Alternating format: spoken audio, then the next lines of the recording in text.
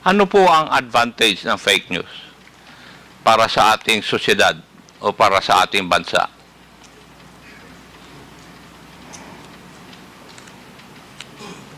Meron po bang makakasagot sa akin nun? Sir, may I? Mr. Chair, sasagot daw? Yes, please. Hindi po kayang sagutin. Kailangan po natin ng definition ng fake news. Kasi po, merong fake news na time-bound. Totoo ngayon, bukas hindi na totoo. Katulad ni Galileo na nagsabi na heliocentric ang excuse me, Mr. Chair. solar system. Madam, please Opo. indulge me. Ano po yung unang statement ninyo? Baka po, para magkaintindihan, ay i-define po natin kung ano ang fake news. Yung sumunod na statement. Kasi minsan po, ang tinatawag na fake news ay time-bound. Posibleng totoo ngayon, bukas hindi na totoo. Katulad nga po ng heliocentric versus the geocentric solar system. Naparusahan po si Galileo. Pero 600 years later, nag-apologize ang simbahan. Dahil totoo pala siya.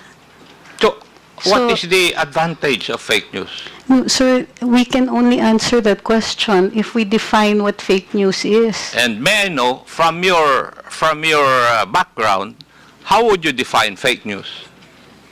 Sir, that's one of my problems with the proposed legislation, is that it is very difficult to pin down a definition for fake news. May I know, Marami may I po know akong what binasa. proposed legislation are you talking about? Sir, Representative Ace Barber says that he proposes regulation, a regulatory framework for social media to combat fake news. And therefore, we have to define what fake news is. So in other words, as far as this representation is concerned, wala pa akong nababasa na proposal because the proposed bill regarding fake news will come out after this hearing. Yes, sir, but you're already asking us questions on fake news. Yes, kaya nga, kasi that is why we're holding this para magkaroon po kami ng clearer understanding kung bakit, ano ang fake news, ano yung ill effects ng fake news, ano ang advantages. That's why I'm asking, ano ba ang advantage ng fake news? Para we can balance it. Sir, like I said, if we can have a working definition of what you call fake news, for instance, is clickbait first fake news, fake yung headline, pero nasa body naman yung katotohanan. What about sarcasm, sir? Kasama po ba siya sa fake news? Paano kung jokes? Fake news din po ba yun? Gusto ko lang malaman para alam ko kung paparusahan niyo po kami, alam namin kung ano yung ginawa naming mali.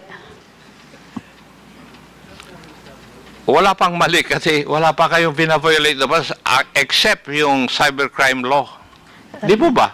Opo. And the other criminal laws which are controlling insofar as this issue is concerned. Di po ba? Andiyan na rin po ako, pero para naiintindihan ko po na ito ay inquiry in aid of legislation. At pinuntirya na po ng mga kinatawan dito na may problema tayo sa fake news dahil nakakapanira. Pero sir, we're pointing out a wrong, but we don't know yet how we're going to define the wrong. And it is a basic tenet sa atin sa Ligang Batas na bahagi po ng bago maggawa ng regulasyon ay may notice tayo kung ano yung masama. Gayun din po sa ating pagdidiskurso dito, kasama po dapat ang isang working definition. Ano po ba ang tinatawag natin na fake news? Baka kailangan din po ng diskurso doon. When we come up with the proposed bill, there will be a definition of terms, as always. So Maraming fake salamat news po. there will be defined. Maraming salamat po. Yes, that's the protocol of this legislative body. Whenever we come up with bills, we have a portion of that bill which define the terms embodied in the proposed bill. So nandun, i-define namin. Don't you worry. Salamat po. Yes, because if ever there will be a proposed bill, it will still undergo technical working group, and maybe most of you would still be invited. So your opinions on the matter will be known by the legislators. So magkakaroon po ng definition.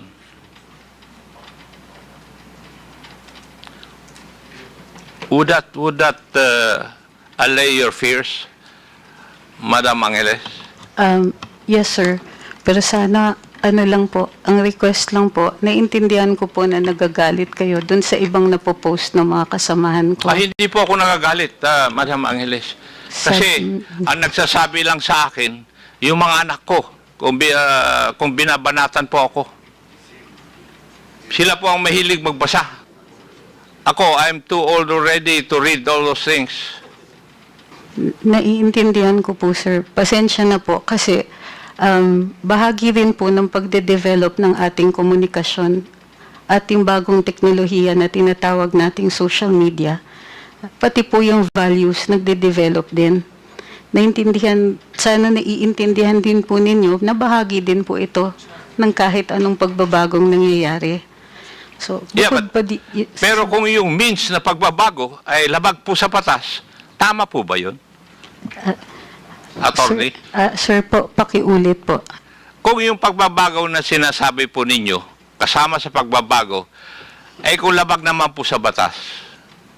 Kasama po sa batas? Hindi, O labag po sa batas. At Sir, nakakasama doon sa mga citizens ng country na ito.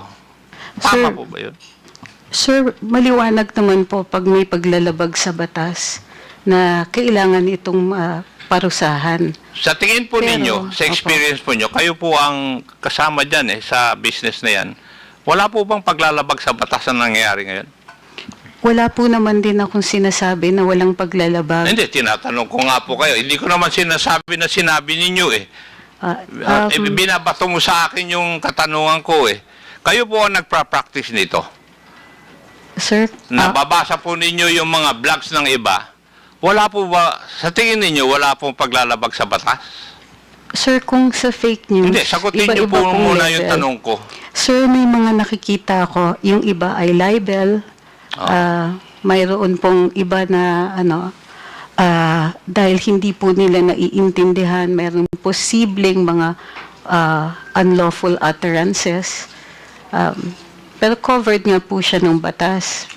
Pero ang pagkaintindi ko po sa diskurso natin ngayong araw na ito ay yung posibilidad na gawan natin ng batas ang tinatawag ninyong fake news. Yes, Yes, sir. that May is the purpose nakikita of this ako. hearing also. Yes, sir. Mayroon din naman po ng paglalabag, pero dahil hindi pa po batas ang fake news, hindi siya paglalabag sa batas.